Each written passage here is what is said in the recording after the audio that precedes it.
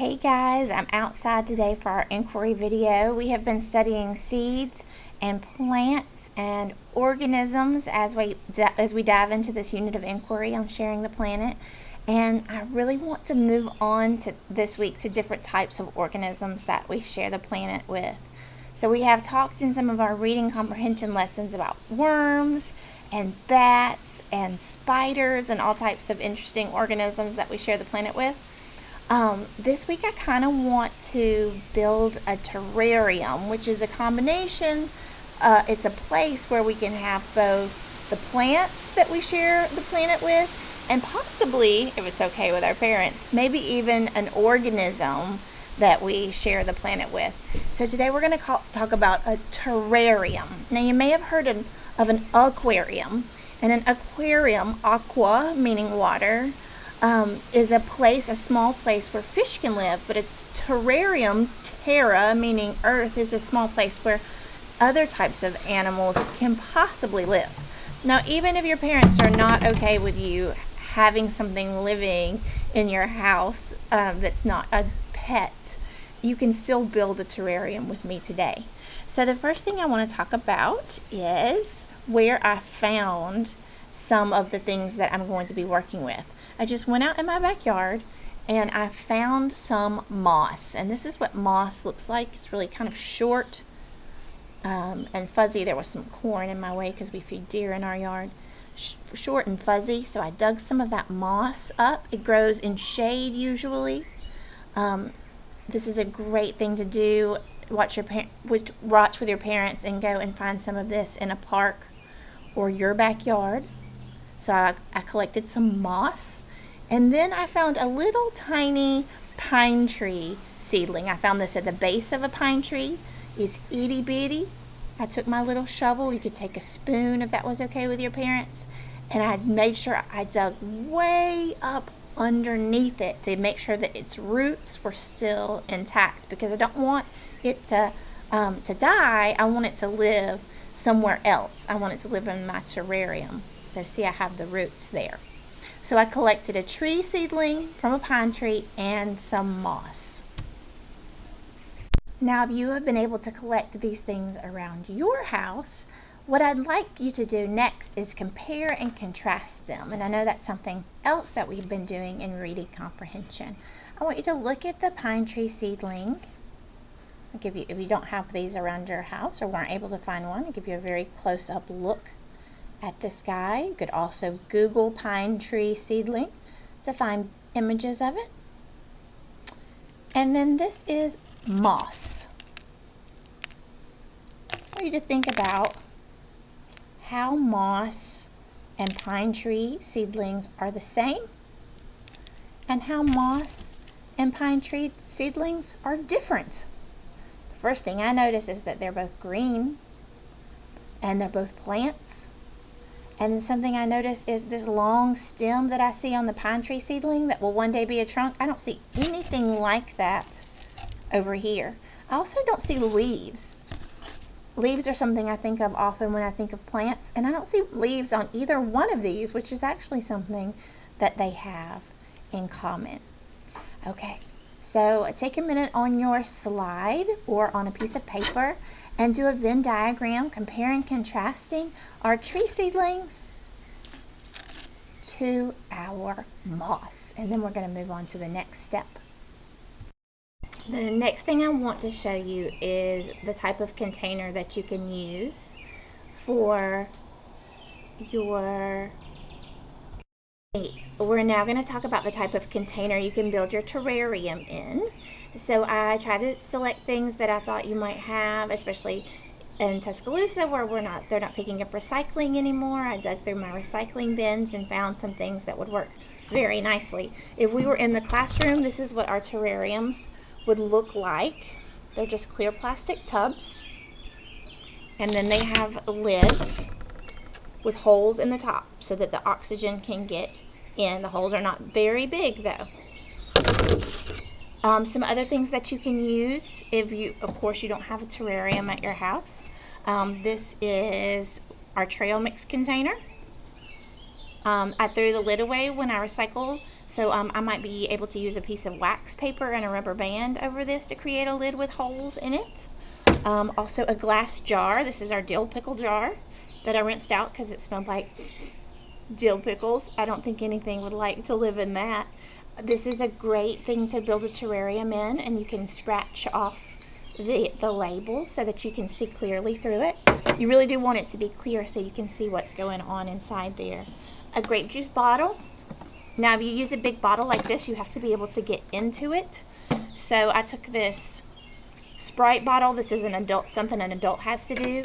They have to use something called a utility knife, and they can cut it in half.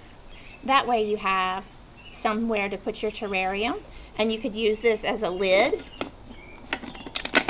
but it's kind of uphill to get back in there, so you could go back to the wax paper idea and just put a piece of saran wrap or wax paper over it to create a lid, but the base works perfectly for a terrarium.